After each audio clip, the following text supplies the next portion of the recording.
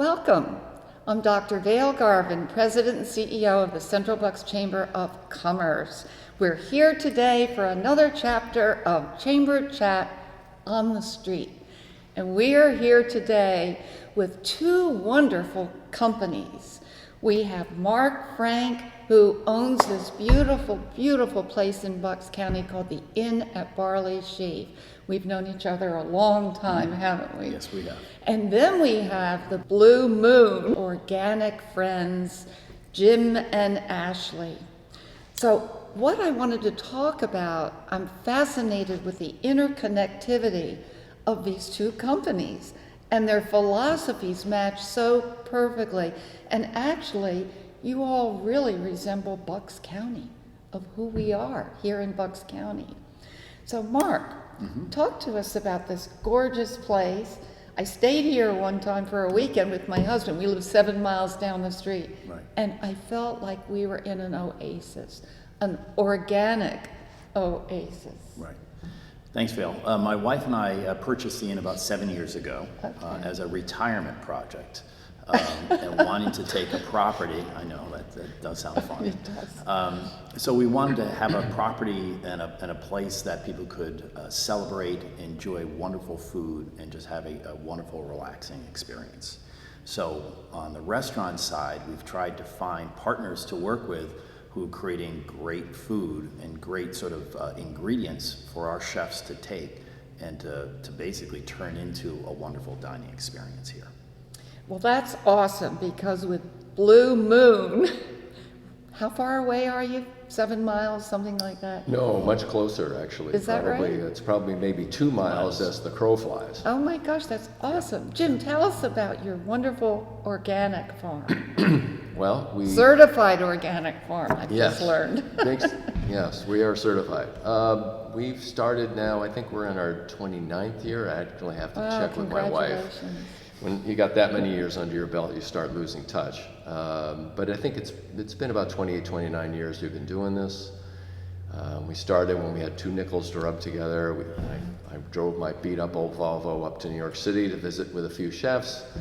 They liked what we had to offer, got a few names, started making some sales calls, and it's been this much time. So in that amount of time, we've kind of evolved from growing simple microgreens to now also growing crops out in a field on a new farm that we purchased 9 years ago in Pennington, where we're growing vegetables, but also now we're growing rice and also legumes, that's beans, interesting. dried beans. So That's really cool. And then Ashley, what does it take to be certified? This is new to me, and I find it fascinating.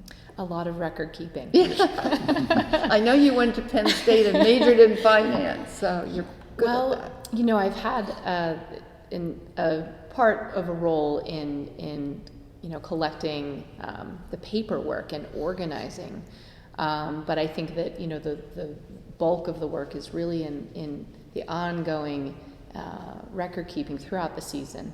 And we have high tunnels for season extension, which means we're growing most of the year. So that's a lot of record keeping. Wow, what kind of plants are you growing? What kind of plants? What kind of vegetables? well, we're doing the typical potatoes, tomatoes, Really? peppers, leafy greens, a lot of lettuce, arugula, spinach, that sort of thing. How do I buy that? Do I just go by and pick it up, or internet? We have a little or- pop-up market over like in Buckingham. And we are now putting boxes together. Ashley can describe those. You can order from us online, and either pick up on the farms or actually have it delivered to you UPS. So. You know what? Pivoting is the word now for handling the COVID crisis. Mark, what have you had to do to pivot during this extraordinary time? Sure. So there are a couple of aspects of our business from a restaurant standpoint. The immediate pivot we made was doing takeout during the initial, I'll call it the shutdown time of April into early June.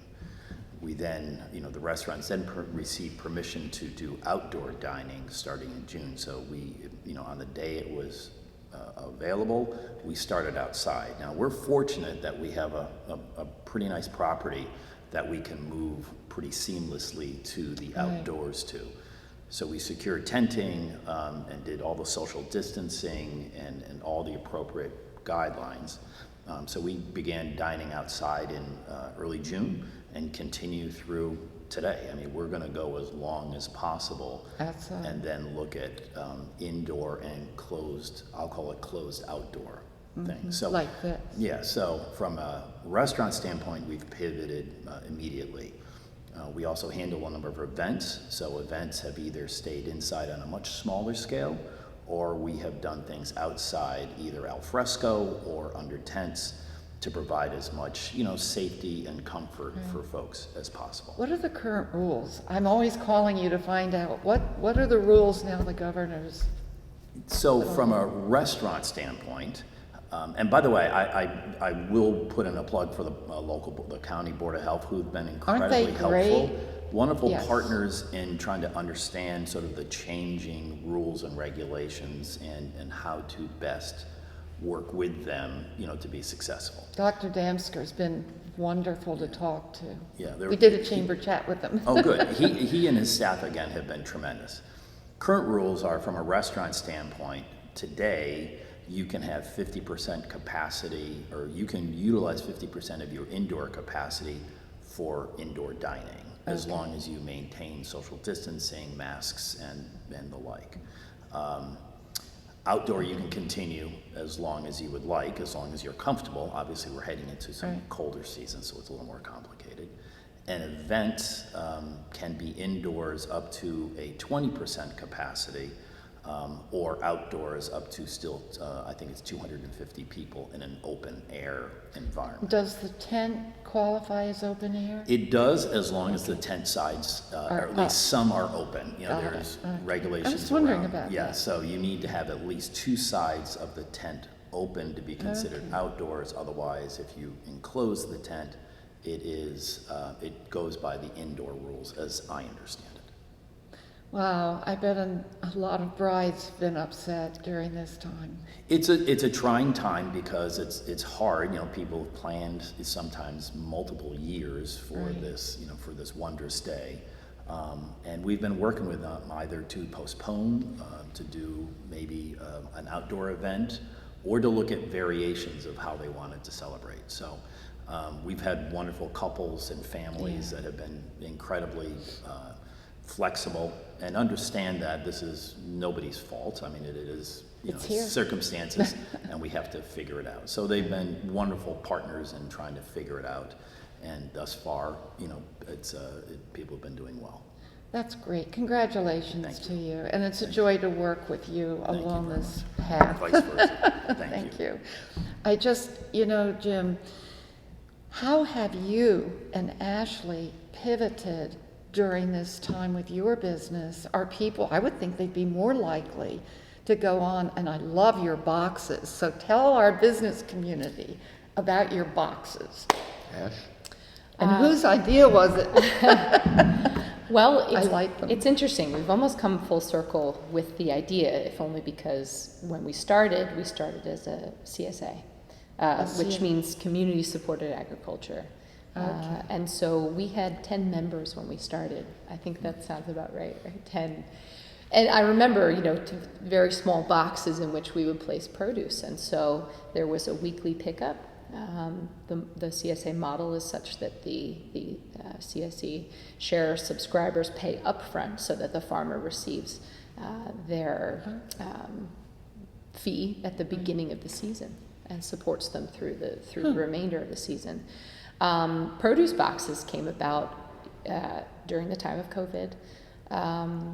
Restaurant business was our lifeblood, really before the pandemic began.